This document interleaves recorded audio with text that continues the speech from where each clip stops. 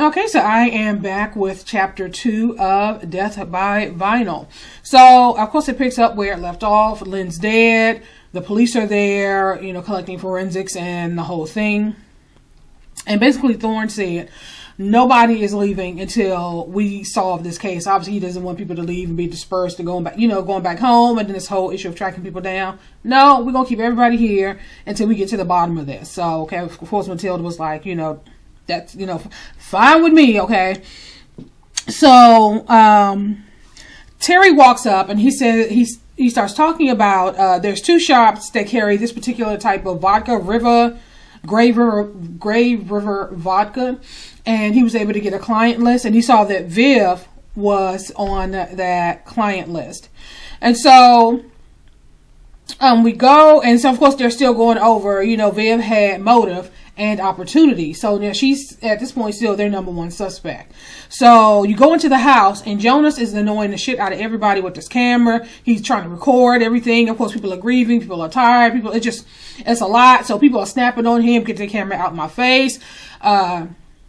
Sir Ray walks in and he actually like takes the mic off the camera and smashes it. Like people are just fed up at this point. So, Matilda walks in and she tells Viv that we need to talk. We need to have a conflab, okay? And so she starts asking about the vodka because she actually found a bottle of Grey River vodka at the scene of the crime when I don't know if the dog's name is Bingo or Wingo, when the poor dog departed this earth. She found a bottle of that vodka, and she's saying that, of course, Vivian is saying that Viv is saying that she doesn't drink anymore, and you know how she, you know, buys the bottles as gifts to people. The whole thing. Anywho, of course nobody's believing that, and so she started talking about, you know, well, why did you, you know, lie to me about not knowing that Electra, I don't know what I was calling that woman, Electra. Why she wanted you, that you didn't know that she wanted you out of the band, and you know you saw the letter and the whole thing, and that you were seen going into the studio at around 12:20 the night that she died, and then she, you know, basically confessed that she slid the note under my door, and then I went outside to talk to her, and you know how this band is my whole life, and you know, basically I wouldn't do anything to hurt her, and you have to understand that my doctor has diagnosed me as paranoid, and you know, when, you know, this came out, she panicked, and that's why she lied, because she, you know, didn't want them to know that, you know, at the motive that eventually came out anyway, that, you know, she knew that you knew that she was going to kick her out of the band, but they figured it out anyway. So, Matilda ended up confronting her with this torn up letter, and I believe it was the letter that Kat found. She found ripped up piece of paper, obviously, when she was in the trash bin, and was able to tape it together. And it's some letter talking about some issue from the past. And Matilda was like, what issue was that? And of course she was like, well, you know, I had a rough childhood, which is, you know, one of the reasons why I, you know, had a problem with alcohol and drugs and the whole thing. But you can tell that that's not the situation. So,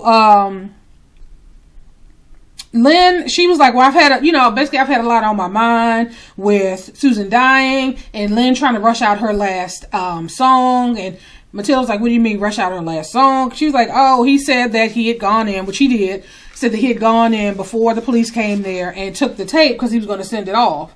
And so now she's like, okay, now that she's having an idea where she can, she might be able to find this tape. So back at Jane's bookstore, they're sitting around talking about Lynn's death, and Kat is saying how, you know, the only thing that Lynn really loved was money. And they say, well, do you think that it was some kind of message that because he was killed and his body was moved and put under a statue of Apollo? And so they're trying to figure out, like, what's associated with Apollo, like they said, well, what do you think, the body was staged? And, you know, this was some type of form of poetic justice. And they're like, okay, so now they're doing some research into Apollo to see if they can make the connection of why his body was placed there. So Terry and Matilda, they're in Lynn's room now. And so they found the contract to that he had with Stephen Time for Volcanic Youth. There was a letter, a legal document basically that was signed by Jonas saying that there was some interview he did with Lynn saying that he would never air that interview. And they actually found the missing tape. So he didn't send it off like he claimed he had. It was in his room, kind of tucked in all up in his sheets. He was, I guess, hiding it. So, Kurt, Matilda, and Terry, they're now in the studio, and Kurt has got the audio all queued up, and so they're listening to the audio, and you hear her singing, and then you heard her stop, and then you heard her calling for Kurt, and Kurt was like, "That's not me, I'm not in there." And then it was something at the end where it was almost a whisper where it was like, sorry, like it sounded like she was saying sorry. And so they was like, okay, well, she's saying sorry, but they're like, okay, well, who was she talking to? And so the sisters, they're still at the bookstore researching Apollo and, talking about all the things that associated with him. And they're still at this point not able to make the connection of why Lynn's body was moved where it was moved. So Jonas and Matilda. So Matilda goes to Jonas' room and she asked him about the interview that he did with Lynn that he agreed not to air. And so around this time, Tallulah and Gina are now at the gate because the reporters are all over the place. And they have decided, taking it upon themselves, to go to the gate. And actually, Gina read off the statement, basically saying that, with all the loss and, they're grieving for the loss and the whole thing, and how they've decided that Volcanic Youth must endure, and that they are going to be, her and Tallulah are going to be recording Susan's last song, and then they're going to go on tour. And they basically turned and walked away, right? So Matilda's now sitting there watching Lynn's interview, and it was going fine until Jonas started asking about Nikki. And he snapped because he was asking about, was Nikki murdered? Did Nikki fake her death? And I guess that was one of the agreements that, with the interview, that he wouldn't ask about Nikki at all. But of course he did. And he snapped into the interview and walked out. Kurt, so they went back to talk to Matilda, and Terry went back to talk to Kurt. But Kurt, he couldn't hear them. He had headphones on. He was listening to something. And so then when they walked up, they pulled the plug out, and it was Electra talking. She was talking and laughing at something. And so they listened to the recording, and you find out that it was Gina and Susan. They were doing drugs, and they were talking about how Susan owed these people a lot of money and how she needed to get their money. And that's when it ended. And they found out that Kurt was kind of obsessed with Susan. And that hole they found in the cupboard was a hole that he drilled so that he could record her. He just loved the sound of her voice. So he would just record her just laughing and just talking casual conversation. It wasn't anything in particular. He just liked to hear her voice. And so that's how he got that recording. And basically, that was all. He said it was some technical issue, and that was all he was able to get from that conversation that they were having about them owing some people some money for some drugs or whatever. So, Viv, she's somewhere in the house. She had a couple of drinks. She's laid out. And next thing you know, she gets a notification on her phone. And so she opens her phone, and she saw the article basically talking about Tallulah and Gina going on tour and singing Susan's song and the whole thing. So she lost it. Saray Ives had this antique, I don't know if you would call it a musket. I don't know, a duck hunting gun. I don't know what the hell that kind of gun that was. It was in a glass case. This drunk breaks the case, takes this gun out, and next thing you know, she's now outside waving it, pointing it at Tallulah and Gina, basically saying, I make this band, and I'm the reason that we're successful. I mean, she was having a whole conniption, honey. And you heard Tallulah say, I told you this was a bad idea. We shouldn't have done this. And then Viv started saying how she continues to have nightmares about the lake, and how she didn't want to do it, and how they made her do it, and And Tallulah was like, I know, I understand, like, they are talking about something, she knows what she's talking about. And so while while Viv was distracted, Matilda tackled her and was able to get her in handcuffs. And of course, now she's on her way to the police station. So, Beth and Jane are back at the bookstore with Patrick, because doing their research, they found this company called Something Time Studios. It was some kind of record label, some kind of label. And so now they're talking about, the reason it came up was because during Matilda's interview with Jonas, Kat had called and was saying something.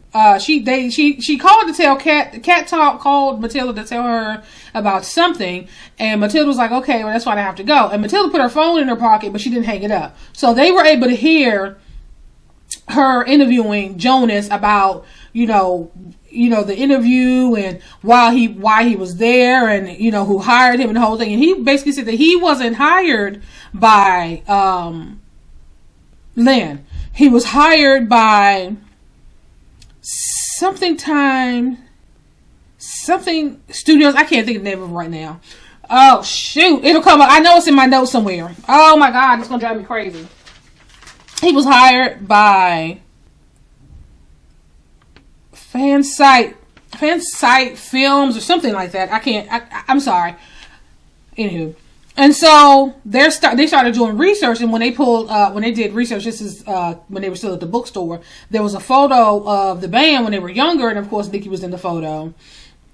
It was too much for Kat, so Kat ends up walking out. So now they're at the bookstore, the music store, and they're asking Patrick if he's aware of this particular recording studio, and he was like, it sounds familiar. I think they may have contacted me some time ago asking me if I had footage on Volcanic Youth. And so they started going through all these publications, and then they eventually find something, and it's an ad. And when they called, it was Stephen W. Times. So they're like, well, So I think it was Jane that said, isn't it the same record label that Volcanic Youth signed with? And Beth was like, well, yeah.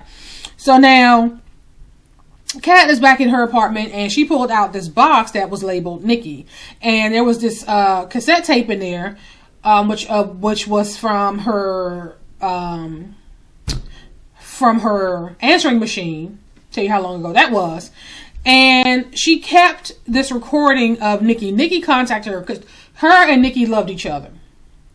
And Nikki contacted her and basically told her that she was sorry. Nikki was on tour with the band, and that how she was sorry, and how she still loved Kat, and how her when she comes home, that she wants them to be a family. And she wanted them to get back together and raise the baby. Everything was going to be fine. And so she was listening to that recording, and it was something that sparked her interest. So she listened to it a couple of times, and then she got up and left. Because it said, I think, Nikki said, I spent my 20s something. I couldn't really make out the last thing that she said, but it was something that sparked Kat's interest, and she got up and left. So Matilda's now at the police station. She's looking at the map, and now she's looking at the lake, and she's doing research on that saying carry your sin through moonlit woods or something like that. It came up before in the first episode. And she's now in the interview room with Vicky, asking her, okay, so what happened? I know something happened. Something that happened involving Nikki, and so now now is the time, basically unburden yourself.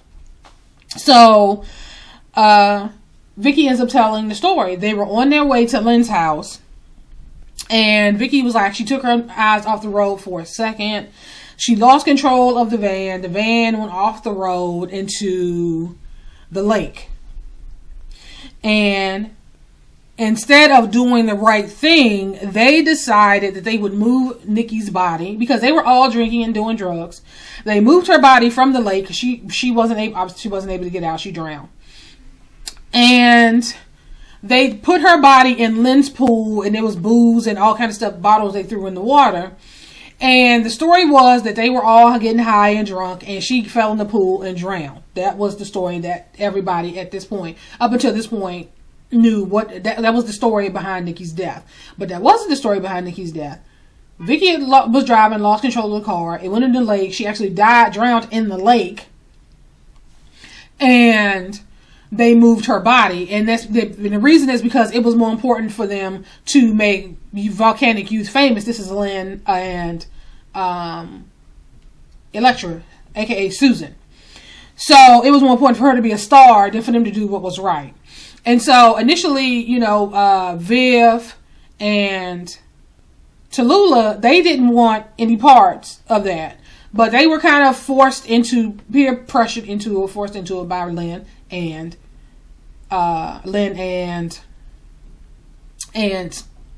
Susan. And, that is basically this albatross that's been around all their necks, the guilt, as far as for Tallulah and Viv, all these years later. And of course, Kat didn't know any of this, because at this point she wasn't in the band. So she was told the same story as everybody else, that she got drunk and drowned in the pool. And so Terry eventually came to get Matilda, and he was saying that, the officers were still there searching the house, and they ended up searching Gina's room, and there's where they found Susan's jacket that she was saying was from Janis Joplin's jacket or whatever. It was in Gina's room, and they was like, well, maybe, she took it because it's worth a lot of money. And of course, Gina, there's two conversations now where Gina's talking about people are owed a bunch of money. So maybe she thought she could sell it and get the money to pay whatever the debt, whatever this amount is. So, Terry also tells her that her aunt Kat is at the station. And so, Kat was saying, I think it has something to do with the 27 Club, and it's about people who died after their 27th birthday or before their 27th birthday, or some club. And they're saying this is the club that Janis Joplin started. And Nikki died 3 weeks after her 27th birthday. And so Matilda ends up telling her the truth. She basically said, I have something I need to tell you about Nikki. And so she eventually hears what actually happened to Nikki.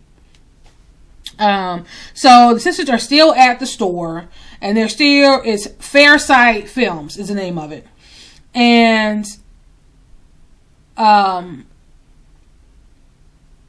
so they're still trying to figure things out. And, they're trying to figure out, okay, so who exactly did they sign with? Who was this person? And so Matilda and Kat, that Kat is still at the station because she's, just told her, and she's trying to figure out. She's obviously devastated that, she can't believe that her quote unquote friends did that to Nikki. And so she saw the recording on, Matilda had it written out, the actual song that Susan was singing, the actual recording down to the last word that said sorry. And Kat was like, well, what is this? And she was telling her it's the recording of sorry. She said, well, I know she didn't say sorry. She's never said sorry in her life. They was like, well, what else could she be saying? And so Matilda asked her, do you know how to work this machine, this tech in this studio to set up the audio so they can listen to it again? Maybe, it'll make sense to Kat if she hear it. And so they head back to the house. And while they were pulling up to the house, Beth called, and they were talking about some company called Retro Disc Records. And they were saying how they did research, and how, I guess, Retro Disc Records is supposed to be a subsidiary, Fun Fairsight Films, or vice versa. And basically nobody has heard of this place. Nobody's heard of Stephen W. Times. and how Stephen W. Times is an anagram. When you mix it all up or whatever, it spells 27. So, okay, here we go again with the number, this whole 27 thing. So, now things started moving a little bit faster. It was kind of flashing back and forth. So, Patrick and his sisters, he took them downstairs because he was talking about he was called some time ago asking if he has any recordings on Volcanic Youth. He told them yes, he has a lot, and the person was interested in a specific film. There is this film that he has that's recording of Nikki giving her last interview, and it was obviously shortly before she died. And so while he's telling Jane and Beth about this, Matilda and Kat are getting this recording queued up so that Kat can hear the recording to see what exactly Susan was trying to say.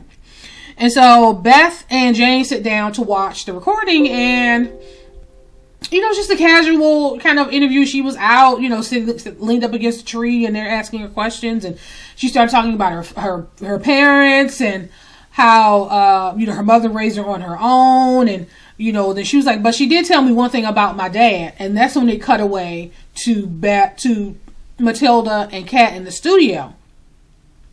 And so Beth called Matilda and said that they found out that Nikki's father was in a band. And so as they were playing the recording, they realized that she wasn't saying sorry. She was saying Sir Ray, as in Sir Ray Ives, the person whom they've been staying with this whole time. So now they're putting two and two together, and Sir Ray Ives is actually Nikki's father. Now, the thing is, Nikki never knew her father. Sir Ray had received a letter from Nikki's mother. I guess mother was sick and she was dying, and she had fought as long as she could fight to find out what really happened to her daughter, because she never believed the story that she got drunk and drowned in the pool. And she basically told Sir Ray that now, I need you to continue this fight, try to figure out what happened to our daughter. And so Sir Ray has been the person that's been going around knocking off all these people who he felt was responsible for his daughter's death.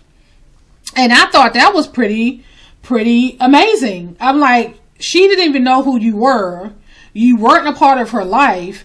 And so I kind of felt like, okay, how much vengeance do you feel that you were owed for someone that you didn't even know? You didn't know that girl. You wasn't in her life.